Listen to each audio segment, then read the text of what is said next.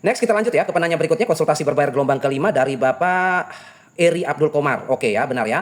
Assalamualaikum Bapak, salam sejahtera untuk kita semuanya yang menyaksikan video ini. Langsung saja kita mulai untuk Bapak Eri Abdul Komar. Oke, ini bukti transfer. Oke, registrasinya sudah. Kemudian pertanyaannya ya, tolong buatkan saya racikan pupuk untuk buncis Kenya. Buncis Kenya, buncis Kenya, buncis ekspor ini ya, buncis ekspor, buncis premium ini. Baik, dan apakah buncis Kenya bisa tumbuh dan berbuah optimal di daratan rendah sekitar 200 mdpl? Buncis Kenya ditanam di daratan rendah, nggak bisa ini ya. Bisa tumbuh buncis, ya namanya buncis, mau daratan rendah, daratan menengah, daratan tinggi bisa. Tetapi buncis Kenya ini kan buncis hasil pemulihan ya. Pemulihan itu artinya gimana ya? Kebutuhan pasar premium itu tinggi. Jadi kalau buncis yang umum di pasar-pasar kan banyak kita lihat. Buncis yang ukurannya besar, panjang, polongnya juga ya panjangnya 20 cm ya. Buncis umum lah yang kita temui di pasar yang kita panen bersama. Ya polongnya besar-besar, seratnya juga banyak, masaknya agak lama ya, yang merambat kurang lebih sampai 1 meter itu ya. Kemudian dibuatlah permintaan premium untuk buncis-buncis. Semua jenis tanaman sekarang permintaannya premium dan dimuliakan oleh para ahli. Nah, buncis termasuk buncis Kenya. Buncis Kenya ini juga bukan nama buncis Kenya, enggak, bukan dari Kenya juga, mana ada Afrika.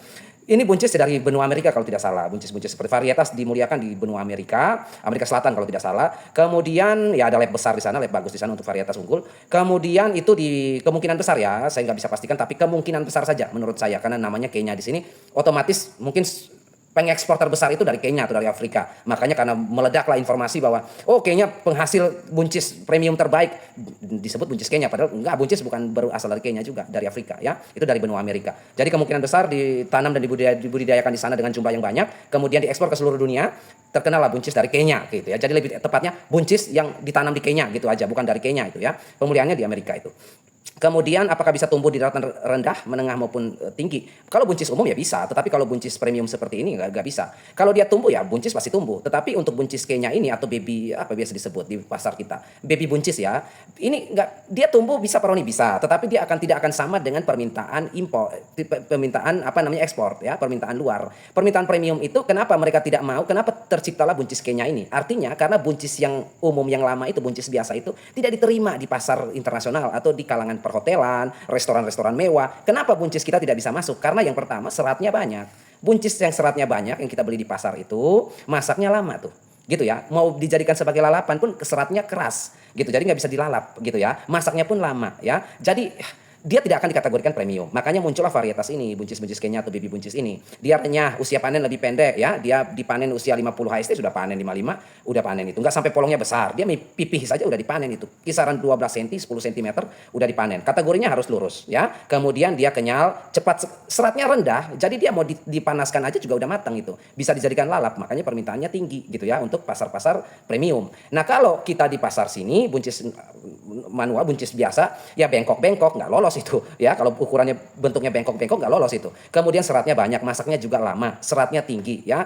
Dia nggak renyah gitu ya. Jadi ya mana ada orang kaya yang mau makan kayak gitu, iya kan? Kalau dipilih varietas yang Kenya ya dipilih yang baby buncis saja. Makanya itu tercipta. Tetapi dia tidak bisa optimal di daratan rendah. Kalau kita paksa tanam di daratan rendah bisa tumbuh, bisa tentu saja, namanya buncis ya pasti tumbuh, ya kan? Tetapi nanti hasilnya tidak akan sama gitu ya. Yang pertama bunga pasti rontok karena dia diadaptasikan, dilahirkan di daratan menengah menuju tinggi. 800 mdpl, 700 mdpl menengah itu bisa. Tapi kalau 200 mdpl terlalu riskan, terlalu panas suhunya ya. Nanti kita bisa akali bisa, tetapi tidak maksimal. Kemudian kalau misalnya kita paksa daratan rendah dia berbuah Pak Roni sebanyak daratan tinggi, enggak sebanyak daratan tinggi. Yang kedua, dia akan bengkok dan permintaan pasar premium tidak mau buncis Kenya bengkok, dia harus lurus gitu ya. Kemudian yang ketiga, banyak bunga yang rontok, banyak daun yang gugur gitu ya, karena suhu tidak memungkinkan ya, iklim tidak memungkinkan. Kalau mau dipaksa di daratan rendah bisa sebenarnya di 200 mdpl. Tetapi Bapak Eri harus pilih momentum ya. Momentum itu misalnya gini, kapan, di waktu apa, bulan berapa, di tempat Bapak Eri yang 200 mdpl itu suhu malamnya dingin, 18 sampai 26 derajat. Ada nggak bulan-bulan itu? Bapak bisa cek sendiri di daerah Bapak, saya nggak tahu Bapak dari mana. Bapak bisa cek sendiri di daerah Bapak, di tempat saya, provinsi kota saya tinggal, di bulan berapa suhu malam hari mencapai 18 sampai 26 derajat. Nah, Bapak bisa budidaya di situ. Ya, nggak lama kok. Buncis Kenya ini kan 50 HST sudah panen itu. Dia kan nggak ada persemaian ini buncis. Mana ada buncis kita semai? Buncis langsung tanam aja satu lubang satu. Ya kan? Nah, jadi kita bisa hitung. Oh, dia ada di bulan ini ternyata di daerah saya. Udah budidaya buncisnya di bulan itu saja. Gitu ya, supaya suhunya ideal. Bunga tidak rontok, daun tidak rontok, tidak stres. Buah buncis tidak melengkung gitu ya. Baik. Kemudian ya nanti saya racik untuk Bapak pupuk ya, di sini mintanya masalah utama belum tahu racikan pupuk vegetatif, transisi dan generatif yang bagus untuk buncis kenya. Baik, nanti kita bikin vegetatif dan generatif saja. Transisi tidak ada Bapak ya. Transisi tidak ada karena usianya pendek sekali itu. Ya, usianya pendek. Bayangkan ya kita tanam buncis, usia 28 HST, artinya kalau mupuk 7 hari sekali ya. 7 HST, 14 HST, 21 HST, 28 HST, 4 kali mupuk, 4 minggu. Udah selesai. Vegetatif akhir sudah selesai. Masuk di 35 HST, dia udah persiapan bunga tuh. Udah generatif kan? Dari bunga, Bapak bayangkan ya, dari bunga ke buah itu cuma 2 minggu. Bagaimana kita mupuk? Mepet banget kan? Nah, makanya dari transisi, dari vegetatif itu loncatnya ke generatif. Dari vegetatif akhir, persiapan bunga sudah kita genjot generatif. Jadi pupuk transisi untuk buncis kayaknya nggak ada gitu ya. Baik, nanti kita bikin 2 racikan pupuk. Kemudian untuk pestisida, gampang saja pestisidanya untuk buncis kayaknya usia pendek ini. Untuk inseknya ya, yang untuk buncis-buncisan deh, apa yang suka? Kutu, penghisap, ulat pemakan daun, ulat penggerek batang, kemudian siput, akarisida itu ya. Kita pakai 3 bahan aktif saja cukup ya, murah meriah. Dan juga kalau ada indikasi saja, Pak Roni daunnya mulai terserang baru spray, gitu aja deh ya, biar nggak repot-repot, nggak boros-boros. Yang pertama yang Bapak siapkan nanti untuk pestisidanya kita mulai dari insek dulu ya. Yang pertama Bapak siapkan kurakron, kita butuh Prevenophos ya untuk kutu dan ulat awal ya, kurakron. Nah produknya seperti ini ya. Kalau tidak ada di toko pertanian Bapak Ibu bisa lihat di kolom deskripsi di bawah video ini. Nah, di situ ada nomor WA admin yang dimana Bapak Eri Abdul Komar ini berlangganan, itu nomor WA-nya ada di kolom deskripsi. Kemudian ada link-link produk yang murah, jujur dan amanah. Atau sentuh saja layarnya juga bisa. Tetapi Bapak Ibu mau lihat lengkap di kolom deskripsi. Kita perlu kurakron, itu yang pertama ya. Kemudian yang kedua Prevenophos sudah ya, racun kontak lambung untuk ulat awal dan kutu awal ya. Kemudian yang kedua kita butuh Agrimek ya, kita butuh Agrimek, kita butuh Abamectin ya. Untuk apa Agrimek ini kita butuhkan? Karena kita mengantisipasi kutu dan ulat ya dengan bahan aktif berbeda agar tidak resisten. Abamectin ini masuk ya. Dan juga dia ada efek untuk membunuh akarisida. Jadi kalau keong-keong bekicot, siput-siput kecil, anakan yang naik ke daun juga mati. Karena dia bukan bunuh insek saja, tetapi dia bunuh juga keong dan siput. Kan dia juga akarisida. Kemudian setelah Agrimek, kita perlu yang terakhir itu Virtaco ya. Kita perlu Emamectin untuk ulat larva telur ya. Sekaligus juga Thiomectoxam ya. Kita butuh Virtaco. Jadi ada 3 saja. Cukup. Untuk jamurnya bagaimana Pak Roni untuk tanaman buncis ini? Ya, buncis itu kan paling bercak daun, antraknosa, paling embun bulu ya, embun jelaga, paling cuma itu saja. Kita siap amis startup saja, difeconazole dan azoxystrobin sudah cukup sekali itu. Ada indikasi kita spray. Sudah ya, jadi 4 bahan aktif itu sudah cukup, 4 produk itu sudah cukup ya. Kemudian untuk racikan pupuk vegetatif dan transisi dan generatifnya. Untuk kenya ini Bapak Ibu ya, ini kan kualitasnya ekspor ya. Kalau kita bandingkan ya buncis kenya dengan buncis lokal atau buncis biasa, memang tonasenya atau bobot panennya lebih rendah gitu ya. Tetapi harganya bisa 5 kali lipat buncis biasa. Bapak Ibu bayangkan ya, kita panen buncis kenya misalnya ya, buncis kenya kita panen 1 kilo. Harganya itu setara dengan Bapak Ibu panen buncis 5 kilo. Gimana tuh? 1/5 gitu ya. Jadi harganya tinggi, tetapi bukan berarti dia harganya tinggi jadi asal-asalan, enggak bisa.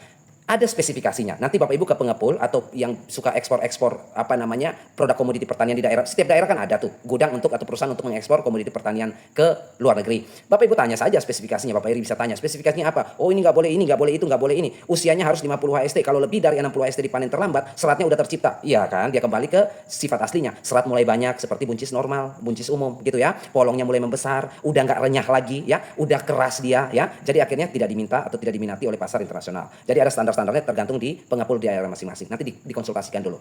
Jadi untuk Bapak Eri tetap saya buatkan karena sudah berbayar. Tetapi untuk saran saya pilih tempat, pilih waktu, bulan ya, di mana suhunya ideal seperti daratan menengah atau tinggi, gitu ya. Baik, kita langsung meracik untuk Bapak Eri. Dan oke baik Bapak Ibu semuanya, khususnya Bapak Eri yang bertanya tentang buncis kenya atau baby buncis premium ya.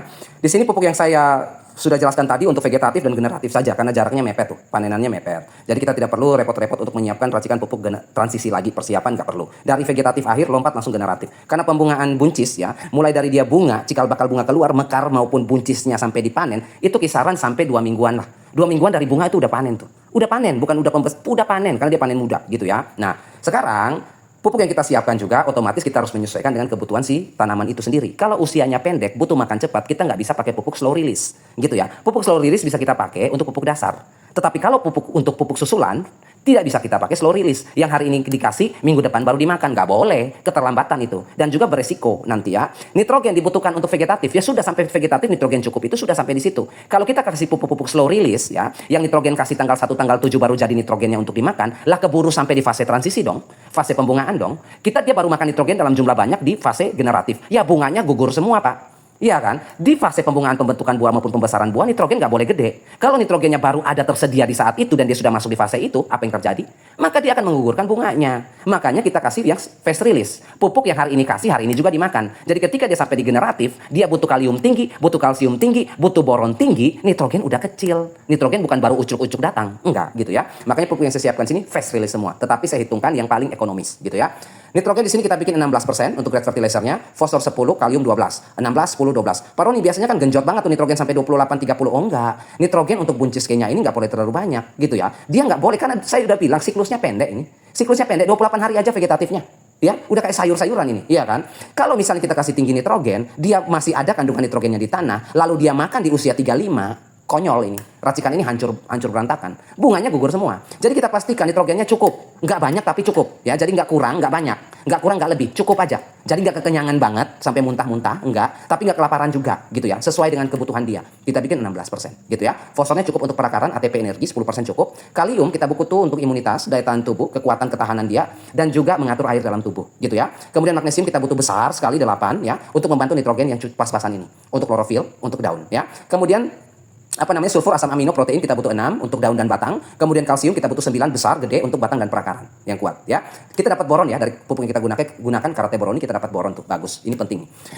Pupuk yang kita gunakan NPK Mutiara 1616, pastikan Pak Tani ya, biru ya. Pastikan Pak Tani ya. Pastikan Pak Tani karena dia punya makro sekunder, magnesium dia dapat, sulfur dia dapat, kalsium dia dapat, mikro dia dapat ya. Boron, zinc, mangan, tembaga dia dapat nih ya. Jadi kita pastikan Pak Tani gitu ya. 4,3 kilo. Kemudian KNO3 putih atau kalium nitrat 0,4 kilo atau 400 gram. Magnesium sulfat 3 kilo. Kemudian karate plus boroni 2,3 kilo. Total 1 kali campur 10 kilo. Nah, diaplikasikan ke berapa? Ke usia 7 HST ya. 7 hari setelah kita tanam, setelah dia sprout ya. 7 HST setelah daun sejatinya sudah tumbuh ya. 7 HST kita kasih pupuk.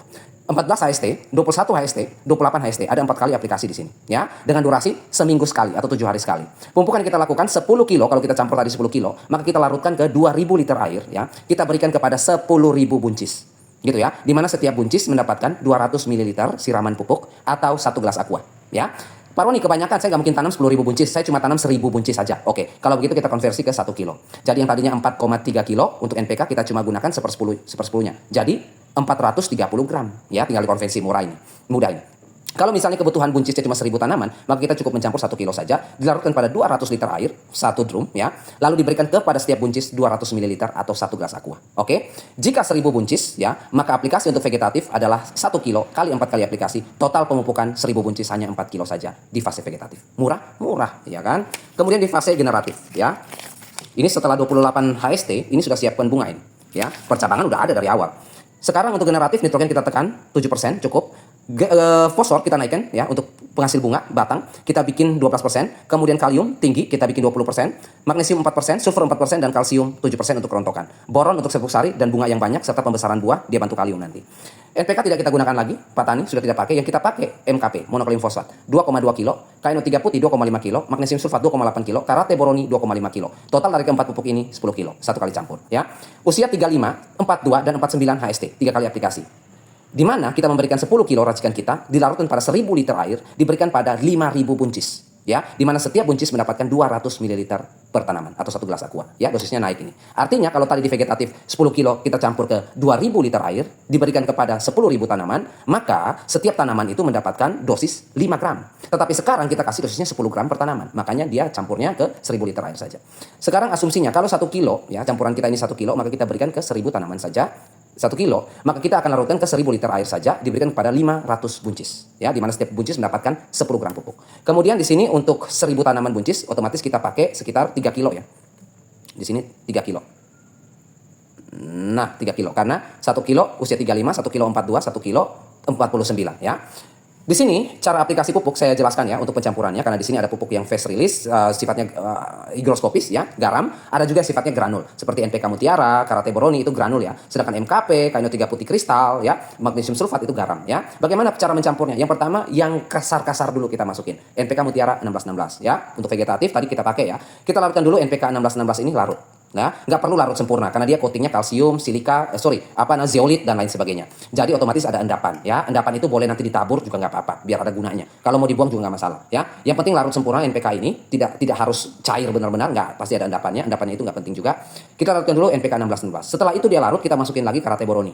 Larut nggak lama ini kalau Karate Boroni. Kita larutin Karate Boroni, kemudian setelah itu baru MKP masuk, KNO3 putih masuk, magnesium sulfat masuk. Yang garam-garam masuk terakhir. Gitu ya. Oke, seperti itu untuk Bapak Eri. Ya, saya umumkan lagi atau informasikan lagi untuk Bapak Eri. sekali lagi, kalau mau tetap menanam buncis Kenya ini, maka pilih momentumnya ya. Karena kalau kita pilih di suhu, masalahnya bukan daratan berapa mdpl ya, tetapi masalah suhu dan iklim ya. Dia ini butuh iklim iklim malam atau suhu malam, cuaca malam yang dingin. 18 atau 17 sampai 25 atau 26 derajat Celcius di malam hari. Nah, kalau misalnya di daratan rendah ada suhu-suhu seperti itu ya, di tempat Bapak, pakai di situ ya. Atau di bulan-bulan tertentu suhunya seperti itu, boleh tanam di situ. Gitu ya. Tetapi kalau tidak seperti itu, mau ditanam pun tidak akan bisa optimal. Gitu ya, Bapak ya. Baik Bapak Ibu semuanya dan Bapak Eri, saya rasa sudah, nanti saya foto dan saya kirim. Saya lanjut ya ke Bapak Ibu yang lain. Terima kasih dan akhir kata saya ucapkan tetaplah selalu berbagi kebaikan.